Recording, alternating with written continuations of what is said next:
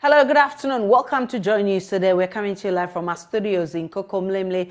We're on DTT because we're free to on DSTV channel 421 and Go TV channel 125. We are your home of independent, fearless, and credible journalism. Coming up this afternoon, flag bearer hopeful of the NPP, Dr. Afriyie Akoto, assures rank and file of the party, is ready to accept responsibility to lead the party and retain power in 2024. Also this afternoon, IMF bailout won't immediately end Ghana's difficulties. President Akufo-Addo tells Ghanaians in his last COVID-19 address to the nation. We have excerpts in case you missed the last night's broadcast. Plus, impregnated and infected with HIV at age 12 for want of sanitary pad. We'll tell you the sad story of a 12-year-old girl. Plus, share the statement of feminist CSOs who are asking for taxes to be reduced on sanitary products. We'll also bring you a sneak peek of the swearing in of Nigeria's president-elect Bola Tinubu. Stay with us. My name is Afriyie Akoto. Also join us via Facebook, YouTube, Instagram, and Twitter at Joy News on TV. My personal handle is @Aisha. Please stay for details.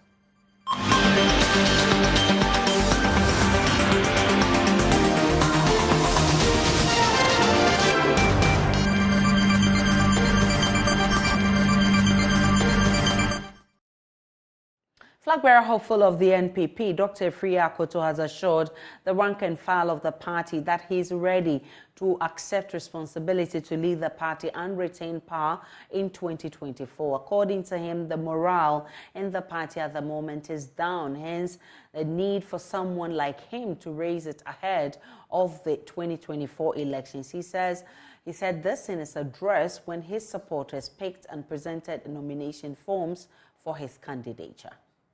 Go to the party headquarters of the NPP to purchase the form for the nomination of a presidential flag bearer. I'm very proud of what you have done, and I'm overwhelmed with the confidence that you have shown in me. And I can assure you, I won't let you down.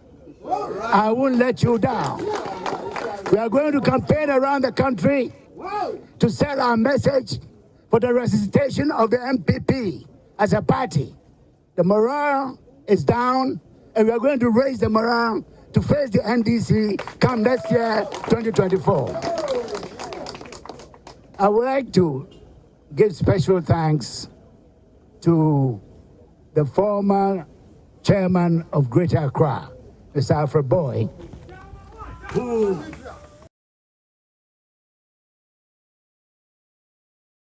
President Akufo-Addo has emphasized that the bailout secured from the International Monetary Fund will not be an instant panacea for the country's challenges. He believes it will nonetheless play a crucial role in restoring confidence and reopening opportunities that have been limited in recent years. During a national address on Sunday, the president acknowledged the approval represents a positive step toward putting the country back on track.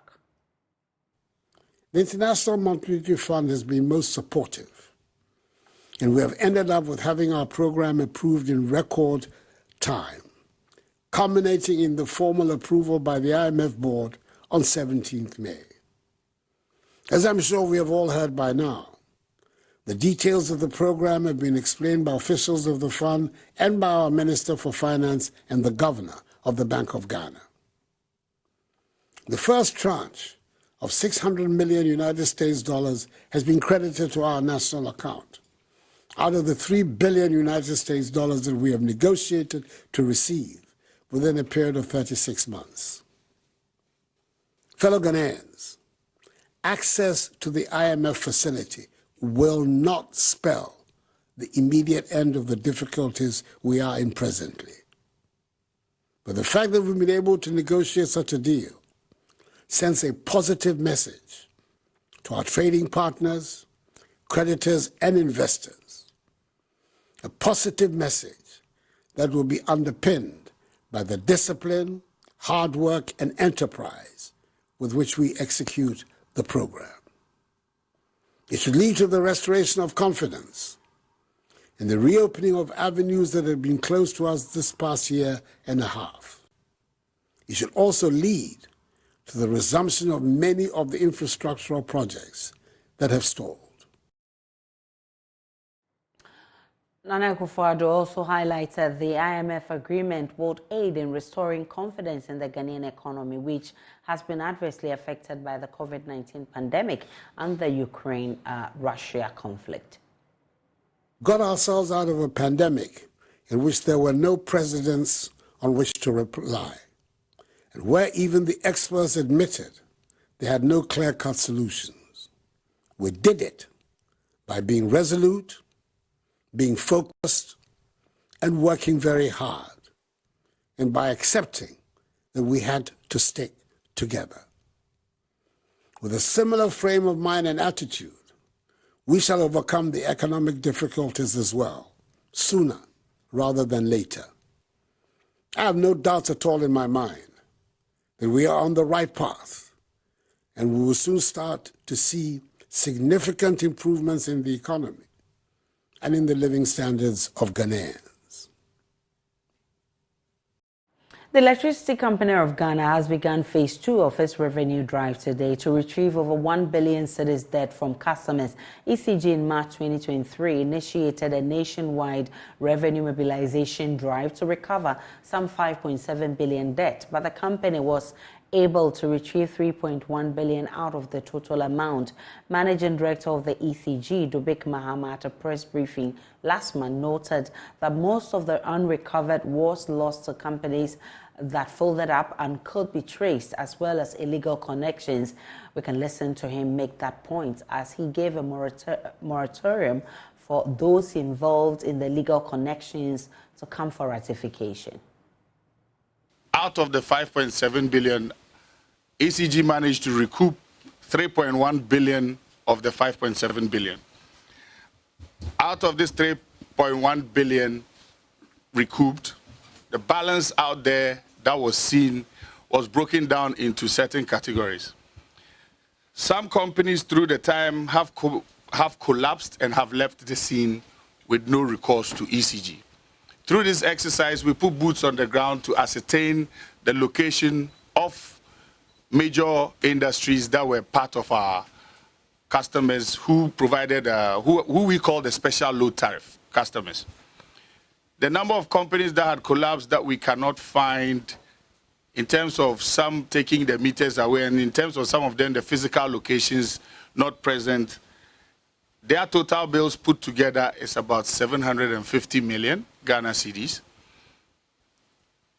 And the last group, which is people who are postpaid customers, who through probably, we want to give the benefit of the doubt. Some of them, it was true, there were demolition exercises. Some of them, some flooding, so those places are no longer existent. Some of them too, we just can't find. They've consumed, but we just can't find them. Their bills come up to about 750 million Ghana cedis. If you put that at the doorstep, that nobody does an illegal connection without the staff of ECG, the question is this. I kept on saying this all through my rounds. It's a moral obligation on all of us. He came, you offered, he did it for you. If you didn't even go to solicit and he came to you, what did you do about it? Did you report him and the person didn't get the requisite punishment? Let's be our brother's keeper. Let's not say because this person is doing Y, so the buck stops here. Let's not do that, please. Let's wipe the slate clean. If there's a bad nut in my house, report it to me and watch how I fix it. If you are the bad nut, report yourself to me. Let me fix it by doing a flat rate for you. But if you don't, and I come to you, guess what? You face the full rigors of the law. But now, even in terms of those who the illegal connections have happened, I will, and I'll say this on air, I will forgive if you would point out who did the illegal connection for you. That's my challenge to you. If I'm to catch you with an illegal connection, or if ECG is to catch you with an illegal connection, if you provide the person who did the illegal connection for you, believe you me, you will walk free. Thank you. Leila Abubakar is External Communications Director at the ECG. She joins us for more. Leila, let's understand what phase 2 of this exercise entails. Hello, Leila. Hello. Go ahead, Leila. Okay, thank you. So it's basically a continuation of what we began in April. I mean, there were lots of questions about how sustainable that exercise was going to be and if it wasn't going to be a one-time or a one-day wonder. We assured Ghanaians that it was something that we intended on continuing until we achieved some sort of equilibrium in how we mobilize our revenue. And so for the next few months, until the end of the year at least, for every week in the month, all staff of ECG will be going out to mobilize some revenue for the company. And this time we're not putting a target to it. We are billing our customers every month. People are consuming. We believe that people are also engaging in some illicit activities with regards to our services. And so we are looking out for all these things. Our monitoring and evaluation department is also using the opportunity to map out all our customers and refine our data of who our customers are and where they are, so that we can use that data to inform our network improvements that we want to do. So since the time that your boss gave the warning for those engaged in illegal connection to take steps to correct, has there been any action from such people? So far, we are dealing with those that we have already gotten as a result of the last exercise. As you know, he mentioned to the public that if he knew that the power that you were consuming wasn't legitimate, you should come forward. We've had a number of people coming forward with suspicion that maybe their lines were not connected properly or their meters aren't working as well as it should, or probably there's a bypass because of how much they are paying. And so they wanted us to come and do some fidelity tests on their network, of which we have taken their details and we're going to go to their various establishments to see what is happening there. We are still encouraging our customers to come forward. For those who have requested meters, we are supplying the meters in bits. We are doing Accra East region for now, and the other regions will also be supplied eventually. For those who want to know if, for instance, their power and the way they have been connected is legal too, we have services available for them. Only that people should realize that because all staff are out on the field, we are dealing with a very lean staffing. So maybe the response time might not be as quick as it used to be. And so we hope that our customers understand. And when is phase 2 supposed to end? Well, it's only a weekend, so it starts today, ends on Friday. But we have a revenue protection team and a national task force that is always operational and on ground.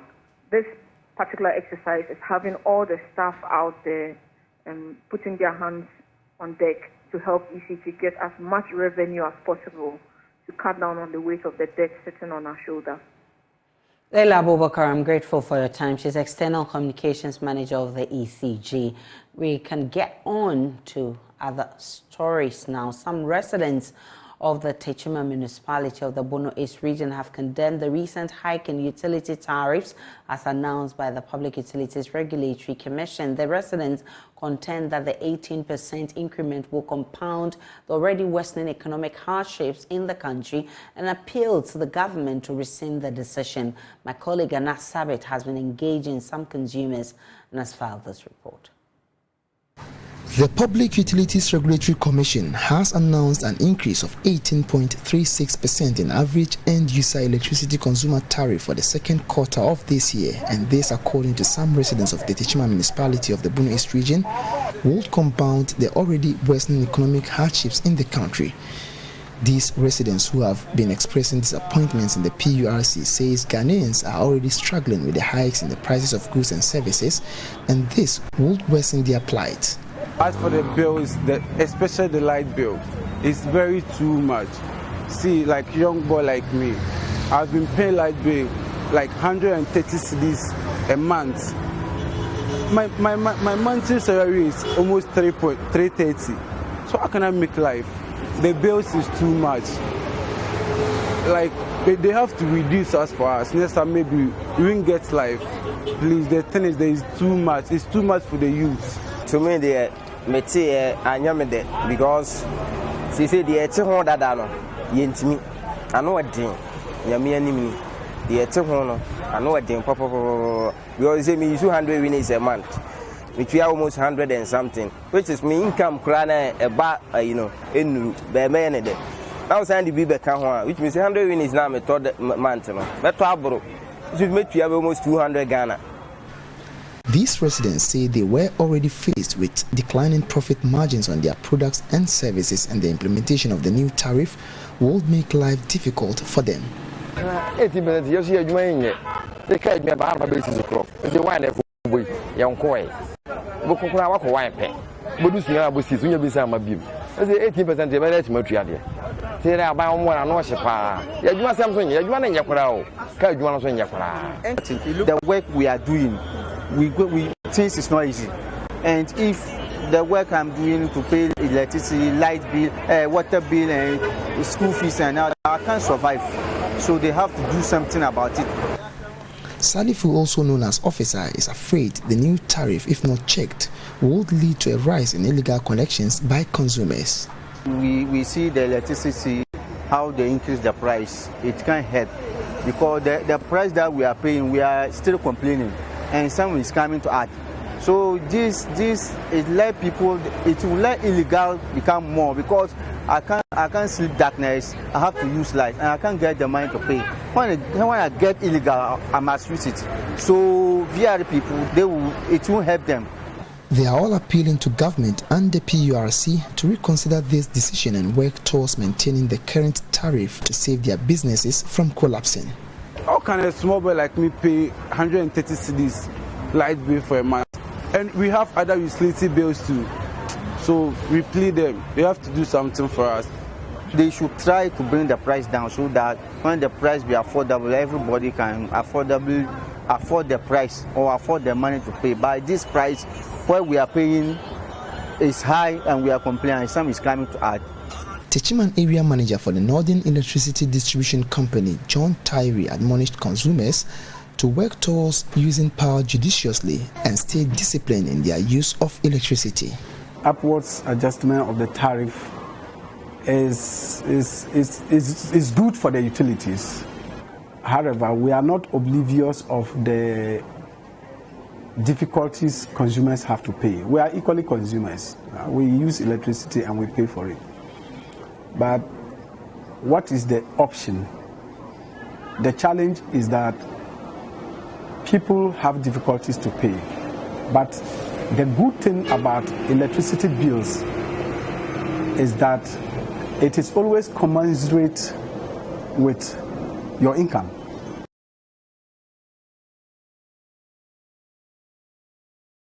May 28 is World Menstrual Hygiene Day, commemorated with the objective of combating what has been termed period poverty, a state of girls' inability to afford sanitary pads during their menses. Today we'll tell you the story of a girl who was defiled, impregnated and infected with HIV for want of a sanitary pad. More in this report. I wanted to go out to eat, and then I realized all the boys were like, hey. At age 12, Afriyie had to move in to live with her aunt in Techiman, where she was enrolled in a school. It was at the school she first had her menses, something she lacked knowledge about. She soiled her uniform, and boys in her class made fun of her. This was the beginning of her shattered life because she had no access to sanitary pad. I used a toilet roll to cover that place, but because of the experience that happened, I didn't want to go out, so I didn't want anyone to laugh at me. So this guy, I was very young, so when I used the tissue paper, he saw me and then he was like, the tissue, I think the blood overflowed in the tissue, and then he made me wash. Why didn't you go home? Why did you follow him to his house to go wash yourself? I saw him as a father figure. So when I told him what is going on, he told me he'll give me 150 pesos to school, and then when I'm menstruating, he'll give me a pad. But this was a bait. Afriyie agreed to the man's proposal to come out of the shame she had to endure anytime she was in her menses. She was defiled and later got pregnant at age 14. During antenatal, she was tested HIV positive. When I was 5 months pregnant. Wow. So my mom asked me who. I told her it was the guy. When my mom called him, he told my mom he doesn't know me anyway. He doesn't know you from anywhere? He doesn't know me. That he's not the cause. So we went, whenever I go for antenatal, there was this time they told me to go for lab, and then I realized I was HIV positive. We did the test for 2 times, and it all came out positive. At that moment, I blame my mom. I told her it's her fault. Why did she get sick for me to go there and then something like this to happen to me? And then she was encouraging me that they said there's drugs there, that's not the end of the world, and then all that. But in my mind, I told myself I'm not going to take the drug. I'll just wait for death to come and take me. Unfortunately, such cases of abuse and defilement are not reported for appropriate redress. Afriyie, now 19 years, could not further her education after completing junior high school. She believes she would not have fallen prey and suffered such ordeal if she could access sanitary pad at her tender age. If anybody had supported you with sanitary pads, genuinely, without any strings attached, would you have had sex at that age of 12, 13? No. You're sure? I wouldn't have had sex because even when my auntie wasn't giving me food, I had friends who support me with food. So if I had gotten the pad, I wouldn't even think of sex. Yes, because that was the only thing that I saw, say yes, I should do it since it's saving me from disgrace and then all that. Why don't I do it? In commemoration of this year's World Menstrual Day, Love FM in Kumasi will be donating boxes of reusable and disposable sanitary pads to schools in deprived communities in the Amansi Central District.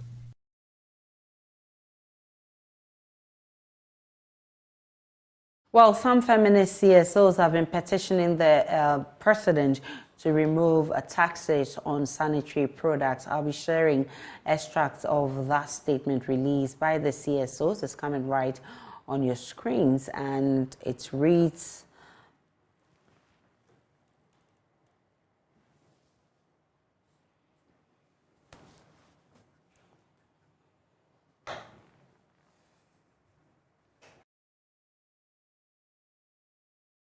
SCOs, we acknowledge the celebration of this year's Menstrual Hygiene Day, and it says we call on girls to keep hope alive in the face of numerous challenges being confronted with regard to menstruation.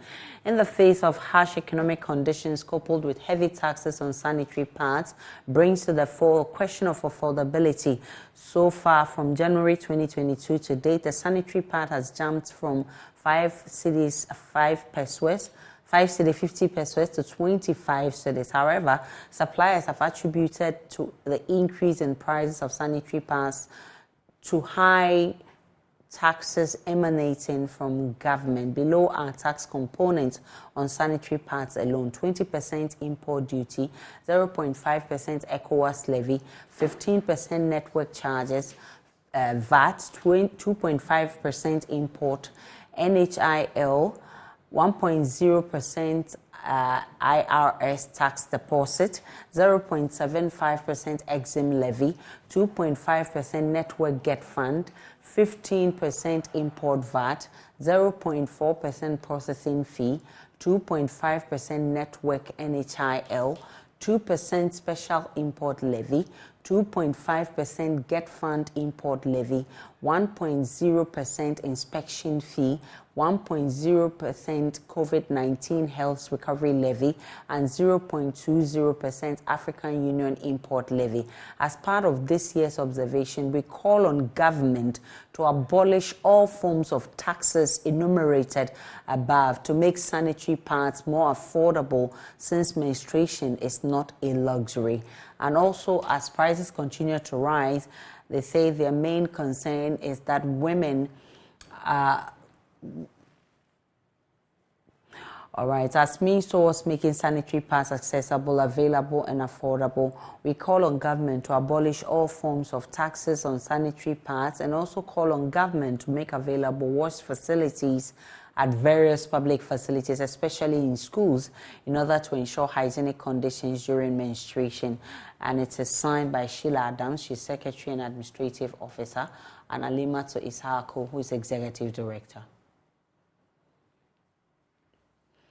Away from that, the Obuasi Municipal Education Directorate has been recording high absenteeism among girls during the period of menstruation. The number continues to surge due to the rise in cost of sanitary pads. Municipal Education Director George Alfred Kumsin says the challenge puts girls in a disadvantageous position. Nanaya Ojima has more. In Ghana, sanitary pads are subject to 20% luxury tax and 12.5% in value-added tax. This has contributed to hike in prices of sanitary pads, making it inaccessible for girls from poor homes. For this reason, most female students in their menses are forced to absent themselves from school, negatively affecting their studies. George Alfred Kumsin is Obuasi Municipal Education Director. It is not all the girls who have money to buy pads when they menstruate, and some of them resort to using unclean materials during their menstruation. And some girls, they menstruate because they don't have the pads. Some of them take excuses to go home. Others feel shy and they are not able to say, so they sell themselves in school. To deal with the challenge, the Rotary Club of Obuasi has established a pad bank. This is in partnership with other non-governmental organizations, including the Self-Love Foundation, Girls Shall Grow, and Gold City Mummies. A member of the Rotary Club, Delphine Boglovo, believes establishing a pad bank where philanthropists can regularly donate will ensure sustainable supply of sanitary pads. When we do the one time off, some of the girls we give them, they don't really need it because their parents can't afford it. But we have girls who are really in need and cannot afford a sanitary pad. So the pad bank has been established and launched today. Now the girl child coordinators in the various schools in Obuasi and its surrounding will identify these needy students and then will come and withdraw pads from the pad bank periodically. The executive director of Girls Shall Grow, Louisa Amwa, called on government to intervene in making sanitary pads accessible to girls, especially those from deprived communities. She said it is unacceptable to have girls skip school during menstruation. We believe that the government can come in to support by taking taxes off the sanitary pads. At least once the taxes have been taken off, it's going to come at a lower cost for them to be able to afford. For Joy News, Nanaya Ojima.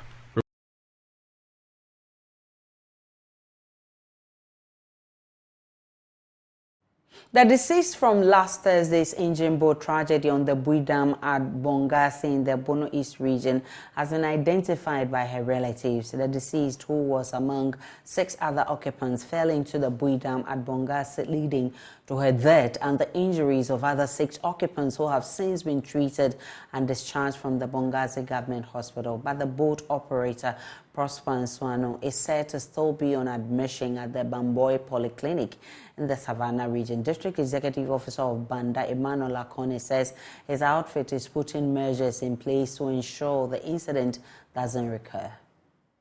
We are now looking forward that how we can manage to stop further of such nature, because the river is just an open place where the boats can pass everywhere, where the fishermen can pass everywhere.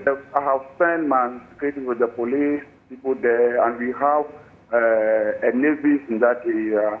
So they all combine together to able to save life of others. And now we are now trying to see how we can manage in such a way that future occurrence will not happen again. So that's what we are looking for. So the divers will mean to see the way forward.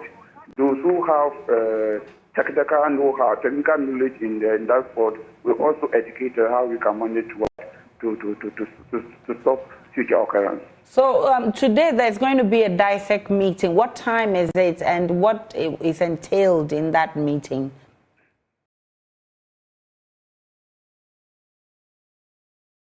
The Ghana Library Authority has trained young people in the Bono East region on the concept of entrepreneurship, the role of entrepreneurs in national economic development, business plan development, and financial management, among others. Head of Corporate Affairs at the Ghana Library Authority, Angela Oseijan, says the move is to, among other things, encourage the youth into setting up their own businesses to reduce unemployment. And Asabit has more. Entrepreneurship Reimagined program organized by the Ghana Library Authority and supported by UNICEF and the Youth Employment Agency seeks to support self-employment and self-scale entrepreneurship, as well as create and improve alternatives to wage employment. Speaking at the Bono East Regional event held at the Techiman Municipal Library, Head of Corporate Affairs at the Ghana Library Authority, Angela Osei-Jan, says the move will help provide the relevant resources to overcome the entrepreneurial knowledge gap. As a dynamic institution like Ghana Library Authority, we are trying to solve community problems such as unemployment and underemployment. And so we are making this knowledge available to people who want to start their business or who want to have an extra source of income so that they can also get the knowledge and put it to use to benefit others and also take the weight of government. So we make these opportunities available for graduates, for students who are in the universities to also have a motivation to also set up their business and employ even their colleagues. Regional Director of the Ghana Library Authority, Mrs. Charlotte Nsinya Tebri, expressed satisfaction with the program and appealed for more of such engagements, adding that more needs to be done to help the youth create their own businesses. As one of our resource persons said, most of the youth complete school and they're all looking for white-collar job. And this we have come to realize that we cannot all get a white-collar job. The government cannot create employment for all of us. So there's the need for us to have our own businesses. How do we start our own business? How do we register our own businesses? And that is the essence of the entrepreneurship reimagine that we have today. I'm very excited. And I hope we could get more sponsors to organize more of these programs. They are excited and the interaction, people are asking questions. They are happy, they want to know more. What is it that somebody have to do to enter into business? Because we are all in, even those of us in a white-collar job, we still want to do something extra because we want to make it. So I'm very excited and I hope that I'll use this opportunity to appeal for more sponsors, that our youth need to be educated more. As we want to talk about entrepreneurship or create your own job or own your own business, there's more to it to education and information. Some of the participants lauded the organizers of the event and asked that the forum has provided them the opportunity to create their own businesses. This program has really been informative in such a sense that some of us came with a business idea, others had no business idea. But after this workshop, we've realized that when you have a business or business idea, there's a need for you to register the business.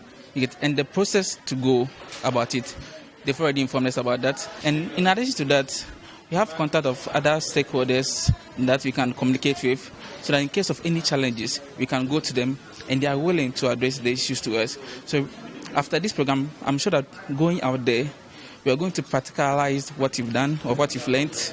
And I can assure you that within the next 5 years, you have strong entrepreneurs. My name is Asari Sandra, and this program is really educative and very informative, and it has really helped me a lot because I plan on doing a small business, starting a salon. So with this training and the kind of education given to us, it has really helped me a lot. Reporting for Joy News, Anas Sabit, Techiman.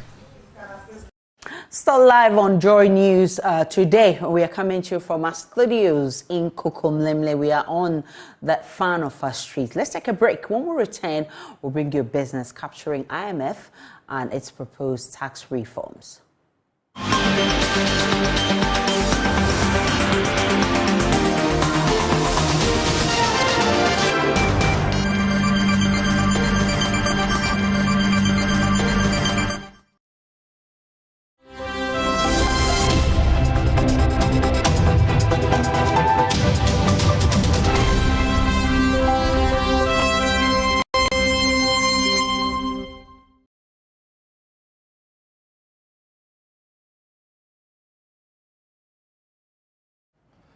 Hello, good afternoon. Warm welcome to the business segment on Joy News today with me, Pius Kojo Baka. The International Monetary Fund has indicated that proposed tax reforms captured in Ghana's economic program are not necessarily targeted at introduction of new levies. The IMF argues that these reforms are looking at how government can use other administrative measures to help improve Ghana's revenue situation. Dr. Leandro Medina is resident representative of the IMF.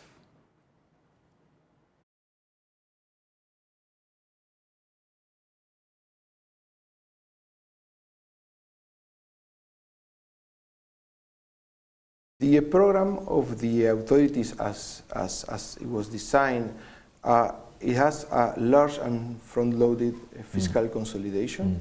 This will be done through revenues, revenue mobilization, and through expenditure rationalization. On the revenue front, this will be done through not only tax measures, but also administrative measures to basically broaden the tax And I wanted that clarification from you, because the perception from most people out there is that the fund program is going to push for tax increases, and that's where they are worried. There's also another aspect of this, which is when you compare Ghana internationally, the tax to GDP ratio is quite low. So we really need to think, and hopefully in the context of the program we will get there, is to get to a more comparable ratios in terms of tax to GDP. Now, President Akufo-Addo has kept the COVID-19 levy despite calls on him to scrap it as the government lifts COVID-19 restrictions. Now, the COVID-19 health recovery levy on the supply of goods and services and imports was meant to raise revenue to support the fight against COVID-19. The president, in an address to the state yesterday, said although the 1% tax is unpopular, government would continue to charge the levy. Let me make it clear that COVID expenditures, essentially unplanned, have been subject at my instigation to audit by the Auditor General and are going through parliamentary processes. We all deserve to be reassured that the crisis was not used as a cover for corrupt practices.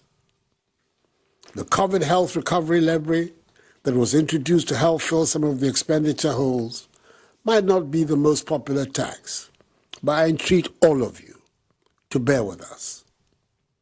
The COVID Trust Fund has performed an invaluable service, and with these developments has reached the end of its mandate. I thank the trustees as well as all donors and contributors to the fund. It is likely, God willing, that this will be the last in the series of fellow Ghanaian speeches on COVID. Telecommunication giant MTN Ghana is proposing to offer new shares as dividend payments to shareholders. This was captured in a document to shareholders ahead of the company's annual general meeting on Tuesday. Joe Biafe has more. This proposal will only materialize if MTN is able to get shareholders to approve the special resolution during its annual general meeting. It is seeking shareholders' blessings so it can pay them with additional shares instead of cash as dividend. So if this proposal is approved at the annual general meeting, then for instance, if you were expecting about 500 Ghana cedis as total dividend payment, is equivalent in shares we paid to you by June ending this year. However, shareholders can only qualify for this if the dividend payment is at least 129 Ghana cedis or more. So why is MTN doing this? Or let's say, what are the expected benefits? Well, in the prospectus, the telecom giant says will allow them to retain that cash, which can be used as working capital. MTN also believes that it will increase the number of shares the shareholders can hold in the company without incurring the capital market-related transaction cost. MTN made almost 3 billion Ghana cedis in profit for last year, and it's likely to pay about 70% of this to shareholders. So MTN could be making some great savings if it's able to get every shareholder to subscribe to this offer. That's it for business for now. I am Pius Kojo Baka. Darrell Kwa will be at 1 p.m. with the Marketplace. Sports is next.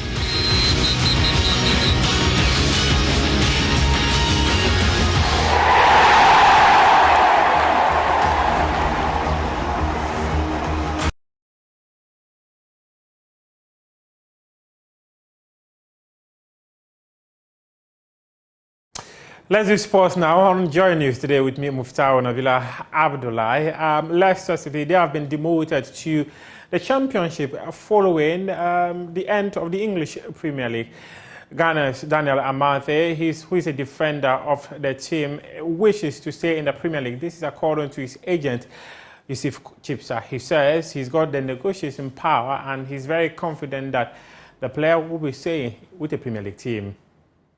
It depends. It depends because the contract is coming to an end, and for me, he has the negotiation power, and so we'll see how it goes. But one thing I can tell you for a fact is he loves to stay. He loves the English Premier League. But you can never tell. Sometimes certain offers come across board you can't refuse. So there has been discussions, but it's not close yet. Amate wants to take a decision at the end of the season. Okay. Yeah. So, but he loves the English Premier League, and probably he might stay in the English Premier League, either with Leicester or a different club. But again, like I said, sometimes certain offers come your way that you can't refuse. So. And let's stay in the Premier League. And Chelsea, they have brought former Spurs manager Mauricio Pochettino as their new head coach. And they have agreed a 2-year deal. The club announced earlier today. Chelsea having parted company with Brighton and Hove Albion former manager Graham Potter before hiring a former legend of the team, Frank Lampard, have now appointed Mauricio Pochettino, who led Spurs to the grand finale of the UEFA Champions League in 2019. And he's coming to replace Frank Lampard, who oversaw the club's last game of the Premier League on Sunday against Newcastle United. That game ended 1-1. Mauricio Pochettino's days at Tottenham Hotspur are considered to be one of the most successful days of his coaching career before he moved to PSG in France, where he was subsequently fired. He makes a return to the Premier League after he was sacked by PSG just a couple of months ago.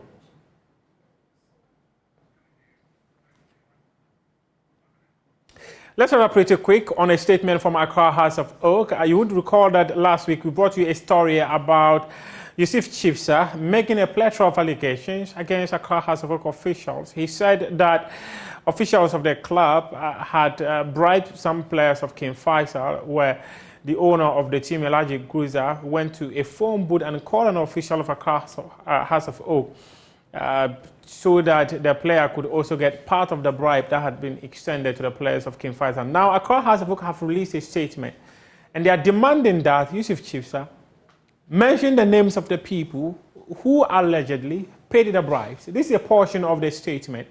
They said that, unfortunately, Mr. Yusuf Chipsa failed to mention the name of the official of House of Oak he alleged was involved in this misconduct.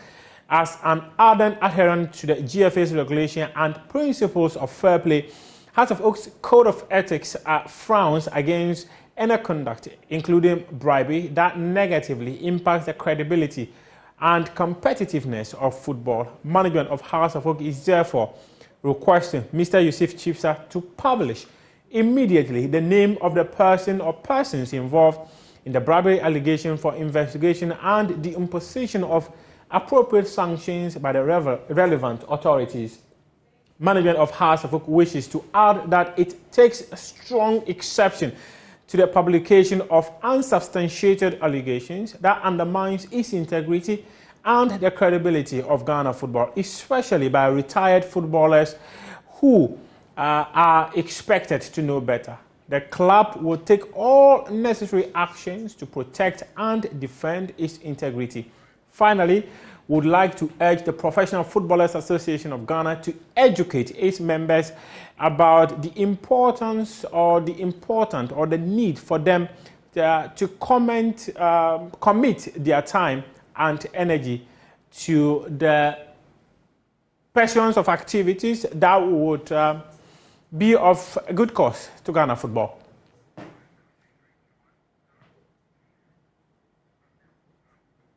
That's your sport for now. We do have more sports stories on myjoyonline.com. You can head on to myjoyonline.com and read some more sports stories. Also, do join my colleague Nathaniel Arthur at 2 p.m. as he comes your way with Sports Today.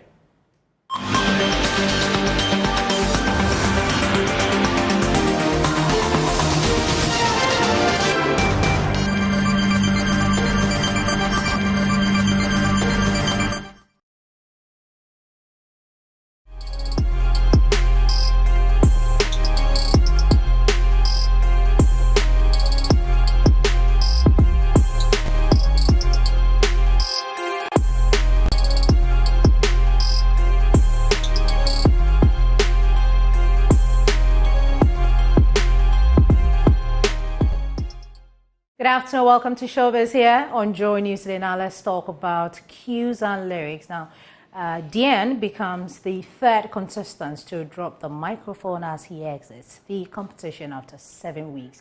The 9 remaining contestants then took turns to deliver inspirational songs as they hope to escape eviction.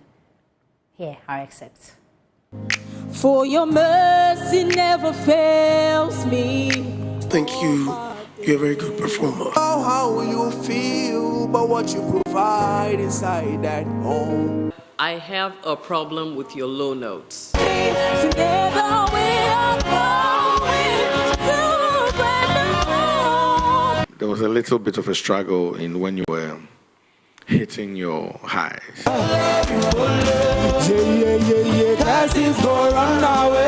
You still have to go back there and work. Pray for me. You're the best I've seen so far.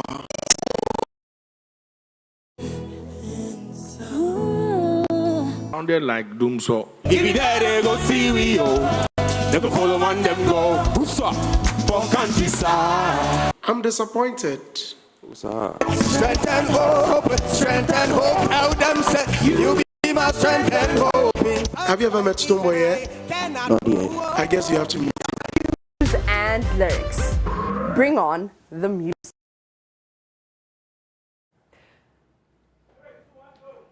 Away from cues and lyrics, Black Sherif at the weekend joined award-winning musician Burna Boy in Miami for Afro Nation. The musicians thrilled music lovers present with electrifying performances.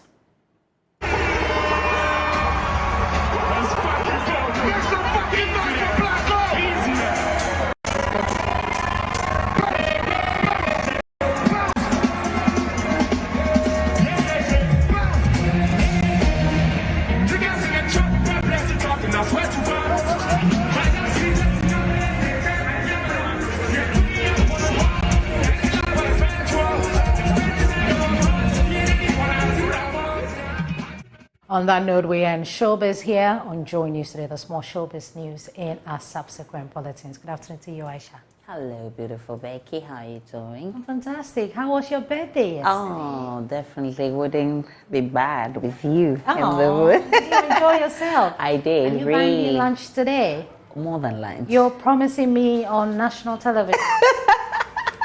Of course, I'll fulfill that. Thanks so much for watching. That'll be it for the bulletin. Log on to myjoyonline.com. There's more of the news. Do enjoy the rest of our programs.